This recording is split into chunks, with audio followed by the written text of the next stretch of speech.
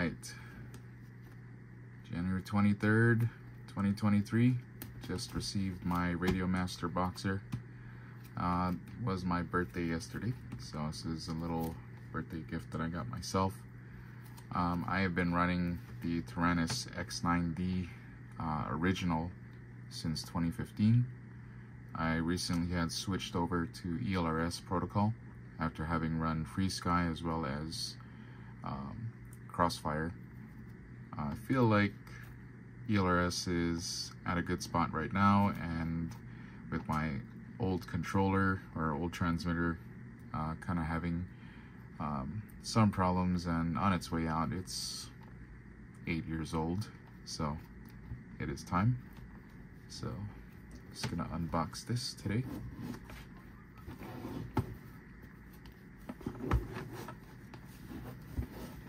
So still sealed in plastic. So I'm just gonna use my little letter opener here and crack her open.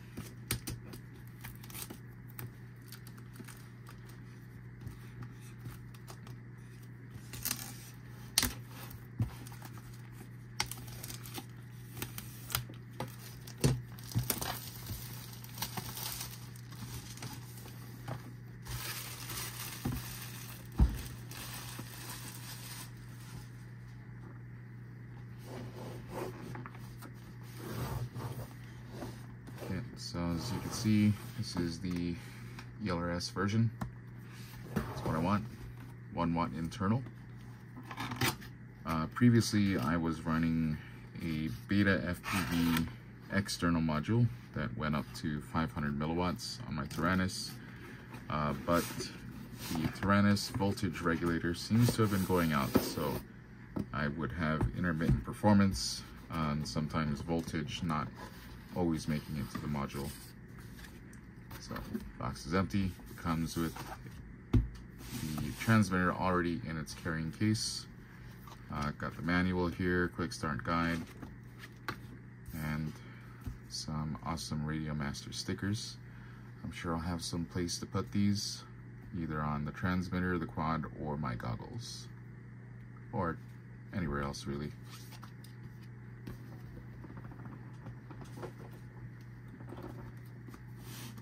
Okay, let's take this stuff away and let's open this. Some double zippers on the carrying case. Oh. So, nice carrying case. I used to have one like this for my Taranis X9D. I would most likely keep it in its case. Usually I keep it in my FPV bag. Doesn't look like there's anything in here. Oh, wait. So we have a USB-C cable for data sync or for simulator. Got some extra parts here as well. That looks like a buttonhole cover or plug of some sort. Got some springs. Have an Allen key for adjusting the gimbals, which we'll see later. Let's see what else. Guess that's it. So, nice strap here to keep it secure, and it's got protection for front-facing switches, the dials or the pots, and the gimbals. So let's just sneak those out. They're pretty snug fit. This looks to be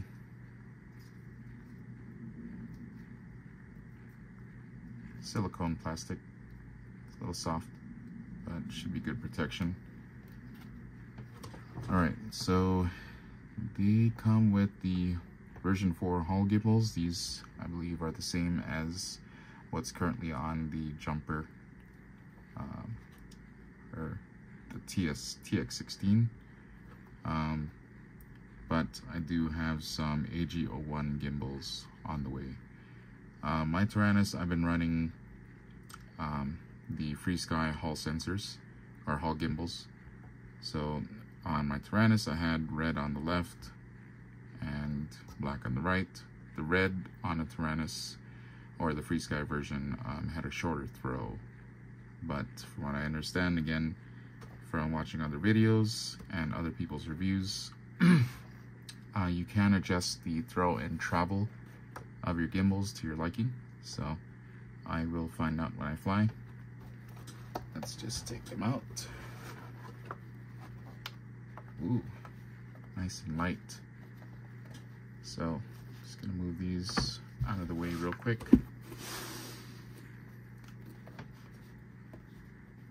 So first thoughts, feels pretty good in my hand. The throw of the left gimbal does feel a little long, so I'll definitely be adjusting that. Is it longer than the right? Nope, feels about the same. So like for your throttle, this is mode 2.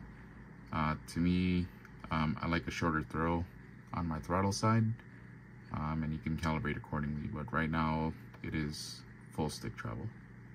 And to be honest, it feels a little weird because I've been used to such, I would say a 90%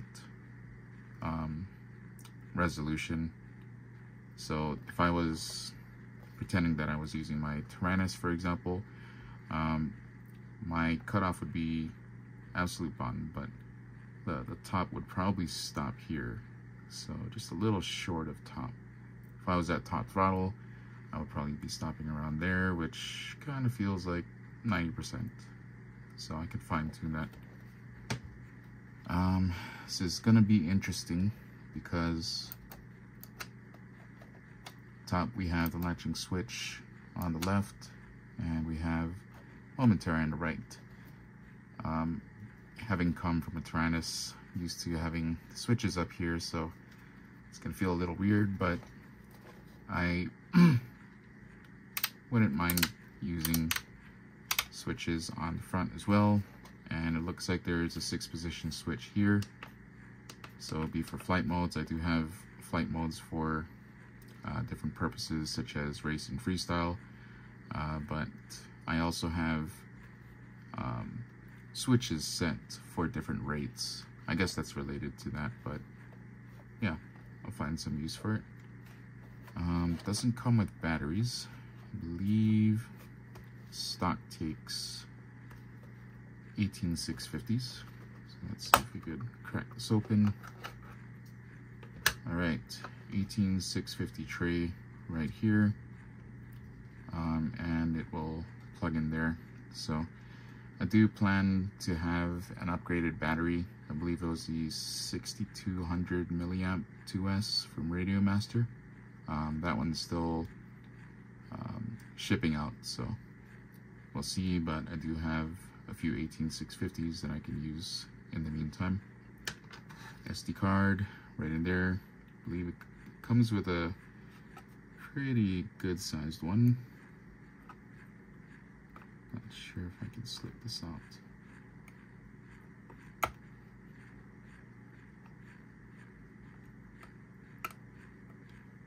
Okay, I don't want to break that. I will find out how to remove that later, but I believe it's 128 megabyte SD card. More than enough, in my opinion, to flash and hold some sound packs. I'm no stranger to OpenTX or EdgeTX, so no big deal. JR Bay here, kind of not needed. I've only used external modules for like Crossfire and now ELRS on my Taranis, but because there's a built-in ELRS here, it's kind of what I'm going to be exclusively running now. I'd say I have 2 more birds in my fleet that are remaining to be converted to ELRS from Crossfire. Everything else has been converted. Now it's just a matter of binding my ELRS birds to this controller now. Gonna be honest, I'm not a fan of the fabric handle. I do have a plan to create some custom mounts for this. These look like 2.5mm screws that just come out, and it looks like you can adjust, I guess, the length of the fabric strap, but really it's just these two pairs of holes here. But yeah, thinking of doing some custom 3D printed mounts that would kind of protrude out. That way, you know, if you were laying your radio down, it would not be flat. Again, not a problem right now, but that's just what I'm used to. And gonna have something special for that mount too. Yeah, stay tuned. In terms of how it feels in the hand, if I was to assume a position as if I was flying, I am a thumber, but when I do Cinewhoop, I thumb for freestyle and just like kind of messing around. If I want to be a little more precise, I do hybrid pinch on the right. Still kind of have a thumber's style here, but the index finger does kind of join the right stick, so that I can be a little more precise in my movements. I have pinched on both sides before, but yeah, it's not too bad. But in terms of thumbers, yeah, it fits my hand really well. Feels light right now. I don't have batteries in it yet, but definitely a whole lot lighter than the Taranis. Feels good. 2 positions there, 3 positions here. Dials or pots with a very noticeable detent or detente in the middle. Power button, trims, vertical and horizontal. The buttons here, and kind of a menu selection, model selector right there. Very stealthy. The rear grips, I hear these are a little more grippy, but they don't feel that much more grippy than the actual plastic, but you know, it's somewhat noticeable. But overall, yeah, glad to have gotten this. I'd say probably one of the first. I am not a YouTube influencer. I am not sponsored. I ordered from a vendor that had it on hand and got it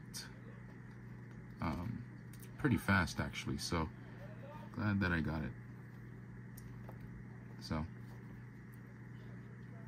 USB on the bottom, USB-C, again for charging, USB-C at the top for data sync and simulator. And we have headphone jack right there and a trainer port to the left. Comes with its own T antenna, which is detachable. Not sure if it's a screw-on.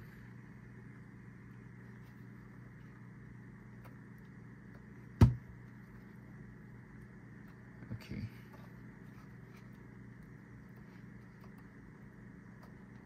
Alright, well, again, don't want to break it just yet. Literally just opened it. But, yeah. Overall, feels pretty good, and I think with the incoming AG01s that I plan to install, this is going to feel a lot more premium. But overall, the rest of the body of the radio is plastic. But I mean, good chunk of radios are all plastic. This still has a premium feel to it. Price wasn't too bad. When I bought my original Taranis back in 2015, I believe I had paid 250 bucks. This was 140. That is the retail price. I'm sure there will be some customization options coming out. I like to decal my things or use vinyl wrap, kind of make it my own. So yeah, if there are any vinyl wraps coming out for it, I'll be sure to grab them. Otherwise, if none come out, I'll probably wrap it myself with some colorway or pattern. Yeah, can't wait to power this on, set it up, bind my my drones to it, and go fly. And when the AG01s come in, I'll post another update on how to replace them. But should be pretty straightforward. But for now, I think one of the first things I'll do is adjust the throw of the gimbals at least on the left side for throttle and tension. They don't feel too bad tension wise, but for me, my preference is I like a little stiffer tension in terms of the stick travel, especially on the throttle side. Right now it's not loose, but you know, people who have flown using my controller say like it's really tight, but that's what I'm used to. That is my preference. On the right side, spring tension seems pretty good, so I don't think I'll adjust the right side too much. It's more on the left for the throttle. I'll probably add a little more tension on the travel here, and as I mentioned earlier, I will stop a little short on the ends. Spring tension on the yaw feels okay, but overall, smooth gimbals. Okay. Last thing I want to comment on, again, missing the switches at the top. This is something new. I'm used to having my arm switch here on the left, and I'm sure a lot of people are used to that as well. It's going to take some getting used to not having any switches up here. Would I use this, the latching switch, as an arm? Maybe. But I can be a little clumsy sometimes, so, you know, especially if I've got my finger up here. What you don't want is you get a little too caught in the action and accidentally slip and you disarm. That said, the latching switch does take a little effort to depress and activate. So even if I was resting my finger up here, I don't feel like I would press it accidentally. So yeah, I would consider still using it. Joshua Bardwell, I believe, had a pretty good suggestion on the momentary to use this as a buzzer, or your beeper switch, which makes a lot of sense. You don't want your beeper always on, like you know, if you crash, you're looking for your quad, kind of just want it to chirp a little on demand. But here, I'm gonna figure out whether I'll try it out.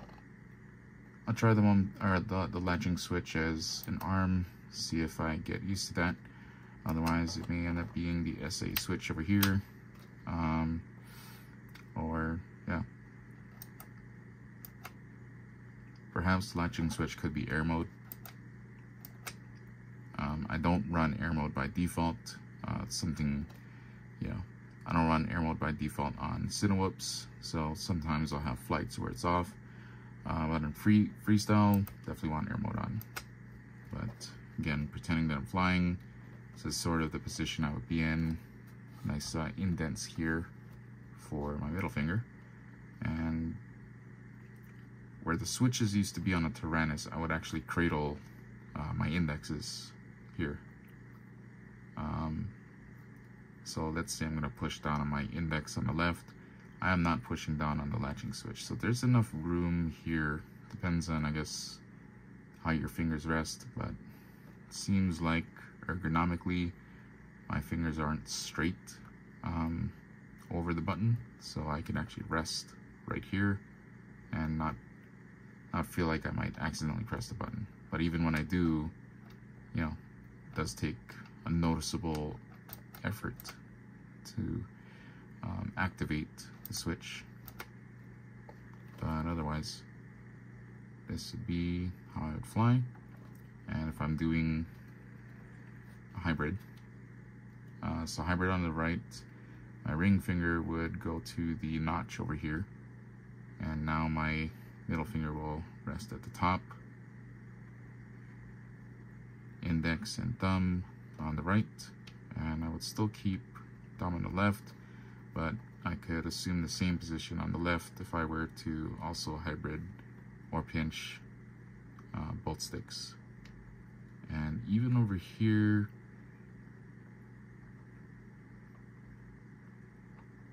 I would say, yeah, it still feels pretty natural. Overall, I think it was a good buy, great price, and thank you again to the vendor that I ordered from that had it on hand. I believe I got the last one or the second to last one. So think it's going to be an awesome upgrade. And yeah, we'll see how it flies. Tune in later when I install AGO1s. Thank you for watching. Subscribe if you like.